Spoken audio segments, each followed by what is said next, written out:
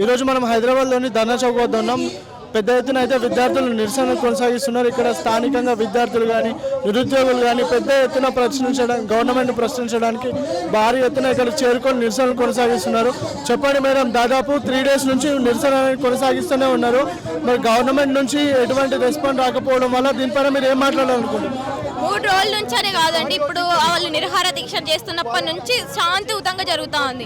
ఇంకా ఈ 3 రోజుల నుంచి శాంతియుతమైన నిరసనపై విద్యార్థులపై ఎంత దాడి చేస్తున్నారు. లాఠీలకు మూలలు కొట్టి మరి వాళ్ళకు రక్తాలు వచ్చేలా కొడుతున్నారు. మహిళలను చూడకుండా, వృద్ధులను చూడకుండా, చిన్నపిల్లలను చూడకుండా బట్టలు ఊడిపోయేలా కొడుతున్నారు. ఇంత మరి మేమేమైనా తప్పు చేస్తున్నామా? మేమేమైనా అంటున్నామా? లేదు కదా. మేము పేపర్ లీక్లకు కారకుడు అయిన ధర్మేంద్ర ప్రధాన్ వెంటనే రిజైన్ చేయాలని మేము అంటున్నాం. న్యాయం కోసం అడిగితే మీరు కాక్రోచెస్ అని ఇంకొకటి అంటారు, కాక్రోచెస్ అని ఇంకో పేరు పెడతా ఉంటారు, అవహేళన చేస్తూ ఉంటారు. లేదా మీకు ఫరీన్ నుంచి రిలేషన్స్ ఉన్నాయని అంటారు, లేదంటే మీరు టెర్రరిస్టులు అని. ఇది ఎక్కడ అండి న్యాయం? మేము సమస్యల్ని ఎత్తుతున్నాం, అది కంట్లకు కట్టపడేలా స్పష్టంగా కనిపిస్తూ ఉంది. మీరు దేంతోనో కుల మతమనో టెర్రరిస్టులను ఏది కప్పిపుచ్చడానికి ఒక శత్రువును, ఇమాజినరీ ఎనిమిని కప్పిపుచ్చడానికి ట్రై చేసినా వేవి ఇప్పుడు కథలు ఇవి నడవవు. ఈ బీజేపీ కథలు మేము ధర్మేంద్ర ప్రధాన్ రాజీనామా చేసేంత వరకు ఇది నడుస్తూనే ఉంటుంది. ధర్మేంద్ర ప్రధాన్ రాజీనామా చేస్తే మీకు న్యాయం జరుగుతుందా? ధర్మేంద్ర ప్రధాన్ ఒక్కటి రాజీనామా చేస్తే ఇది న్యాయం జరుగుతుందా అంటే నేను నమ్మను. కానీ వెంటనే ఆయన రాజీనామా చేయాలి. కానీ ఇప్పటి వరకు ఆయన రాజీనామా చేయకుండా ఆపడము, ఇప్పుడు ఆయన అధికారంలోకి వచ్చినప్పటి నుంచి దాదాపు 2015 నుంచి 2026 వరకు 140కి పైగా పరీక్ష కుంభకోణాలు జరిగాయి. 80కి పైగా పరీక్షలు రద్దయ్యాయి. దీన్ని ఎందుకు పట్టించుకోలేదు?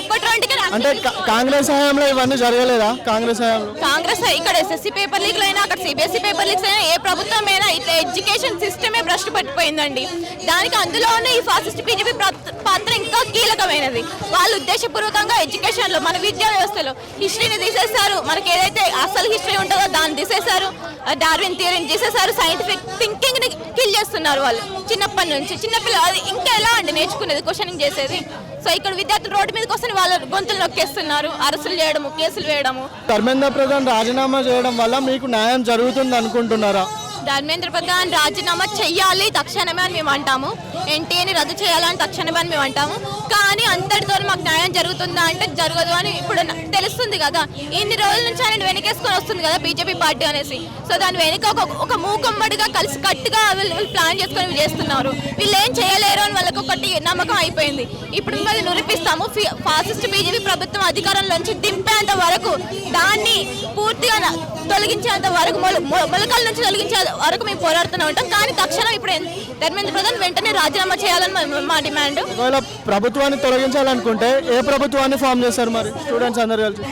ఏ ప్రభుత్వాన్ని అంటే అది ఫస్ట్ అయితే వీళ్ళని తొలగించాలి. కానీ ఇప్పటికైతే నాకైతే ఎలాంటి, నేను దిశా విద్యార్థి సంఘం తరఫున మాట్లాడుతున్నాను, ఎలాంటి పార్టీ అయినా, అది కాంగ్రెస్ అయినా, బీఆర్ఎస్ అయినా, ఇంకే పార్టీ అయినా కూడా స్వతంత్రం వచ్చినప్పటి నుంచి మనం చూస్తూనే ఉన్నాము.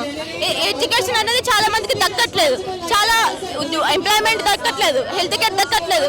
వీటి గురించి ఇప్పటికీ వాళ్ళు సాల్వ్ చేయలేకపోతున్నారు. ఇంకా ప్రైవేట్ కన్నా పెంచుతా ఉన్నారు, ప్రైవేట్ హాస్పిటల్స్ పెంచుతా ఉన్నారు. 30 కోట్ల నిరుద్యోగులు ఉన్నారు మన దేశంలో, దాన్ని పట్టించుకోవట్లేదు.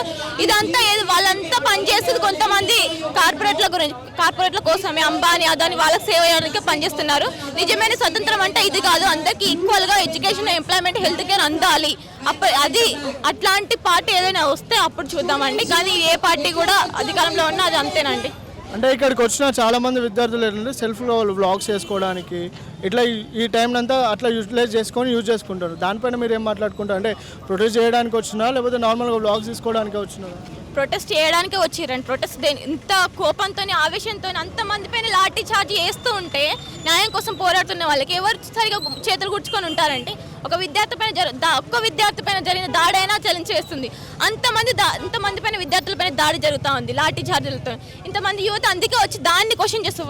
పోలీస్ బ్రూటాలిటీ, ఫాసిస్ట్ బీజేపీ ప్రభుత్వం ఏదైతే చేయిస్తుందో పోలీసుతోనే, ఆ బ్రూటాలిటీకి వ్యతిరేకంగా, అలాగే ధర్మేంద్ర ప్రధాన్ వెంటనే రిజైన్ చేయాలని ఆ ఉద్దేశంతో ఇక్కడికి వచ్చారు. ఎవరితో రిలేషన్స్, టెర్రరిస్ట్ అట్లాంటిది ఏం లేదు. అదంతా అబద్ధపు ఎనిమి అన్నమాట. అది క్రియేట్ చేస్తుంది పార్టీ ఇప్పుడు బీజేపీ ప్రభుత్వం. అంటే ఇప్పుడు నార్మల్గా బీజేపీ ప్రభుత్వం కూడా ఇప్పుడు ఒక అధికారికంగా లేఖ అనేది బయటకు వచ్చింది. అది కూడా ఏంటంటే ధర్మేంద్ర ప్రధాన్ రాజీనామా చేసినట్టు ఒక ఫేక్ లెటర్ వచ్చింది. సో దానిపైన మీరు ఏం మాట్లాడుతున్నారు? ఫేక్ లెటర్ వచ్చిందని మీరే చెప్తున్నారు కదా. అంటే ప్రభుత్వం భయపడి ఇట్లా ఫేక్ రిలీజ్ చేస్తుందా, ఉద్యోగ వాళ్ళ కోపాన్ని తగ్గించడానికి ఈ విధంగా చేస్తుందా? నిజంగా ధర్మేంద్ర ప్రధాన్ రాజీనామా జరుగుతుందా లేదా? మీరు ఎప్పటిదాకా పోరాడతారు? ఇప్పుడు వాళ్ళకు ఒకవేళ నిజంగానే ధర్మేంద్ర ప్రధాన్ రాజీనామా చేయాలంటే ఇప్పటి వరకు ఆగేది కాదు. అది ఉద్దేశపూర్వకంగా నడుస్తా ఉంది ధర్మేంద్ర ప్రధాన్ గురించి అనేసి. మరి ఇన్ని రోజుల నుంచి నిరసనలు అయితే చేస్తూనే ఉన్నారు కదా, దీనిపైన మోడీ ప్రభుత్వం కూడా రియాక్ట్ అయింది. ఈ నీట్ పేపర్ లీకేజ్ అవ్వడం బాధాకరమని నోటీస్ అంటే ఒక వేశారు, వాళ్ళు కూడా మాట్లాడారు. మరి ధర్మేంద్ర ప్రధాన్ రాజీనామా చేయకపోవడానికి మోడీ గవర్నమెంట్ ఆయన సేవ్ చేస్తుందా? పక్కా మోడీ గవర్నమెంట్ అదే సేవ్ చేస్తుంది ఆయనని. ఇన్ని సంవత్సరాల నుంచి ఆయన అధికారంలో వచ్చినప్పటి నుంచి పేపర్ లీక్సే కదండి జరిగేది. సిబిఎస్ఈ అయినా ఎస్ఎస్సీ అయినా పేపర్ లీక్ జరుగుతూనే ఉన్నాయి. ఇప్పటికి రోడ్ల మీద ఫైట్ చేస్తున్నా కూడా వాళ్ళపైన ఎవరున్నారు అధికారంలో? సెంట్రల్ గవర్నమెంట్లో ఎవరున్నారు అధికారంలో? బీజేపీ పార్టీయే కదా. వాళ్ళని అంతమందిని పోలీసు మన రక్షకులుగా ఉండాలి. అట్లాంటి వాళ్ళని ఇప్పుడు అంత దారుణంగా మొన్న టీఆర్ గ్యాస్ కానీ లాఠీ చార్జ్ చేయడం కానీ ఇంత సిస్టమేటిక్గా ఇంత దారుణంగా చేస్తుంటా అంటే ఇంకా దాని వెనుక ఎవరున్నారని మనకు స్పష్టంగా కనిపిస్తుంది కదండి.